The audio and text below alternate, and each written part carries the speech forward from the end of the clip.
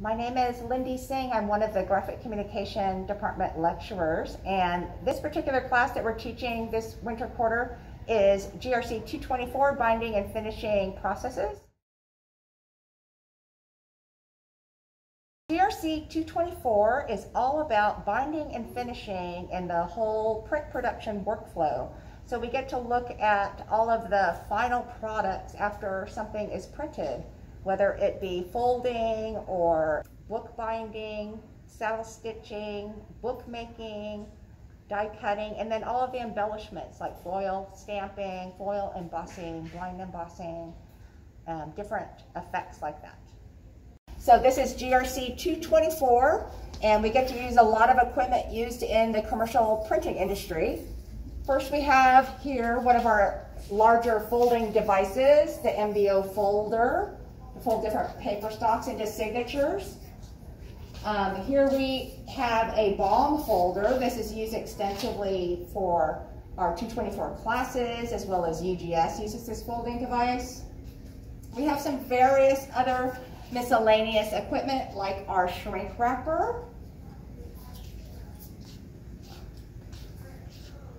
and our paddy wagon to make pads of paper.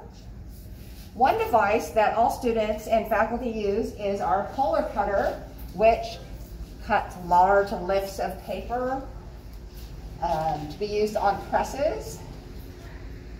And as we come around here, this is a device that we use for perfect binding. This is our Duplo perfect binder, mostly used for soft cover books.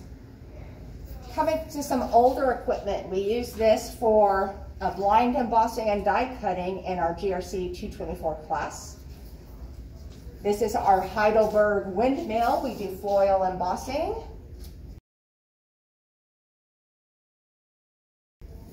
Coming around, some more letterpress equipment. This is where we set up our cases for our different platen presses.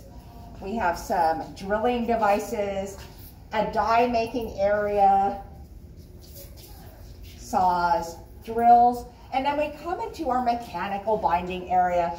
So this is where we can do comb binding and spiral binding, as well as some foil stamping. And that was the quick tour of our bindery. The Graphic Communication Department decided that it was really important that binding and finishing be done in person, face-to-face, because of all of the lab equipment that is necessary for that hands-on learning.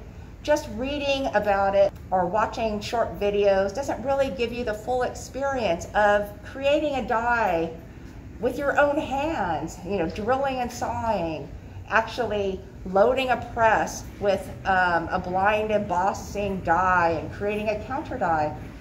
So things like that. We really thought it was important that students were able to do this in person and work in groups, face-to-face, socially and safely distanced, but an important sort of collaborative effort.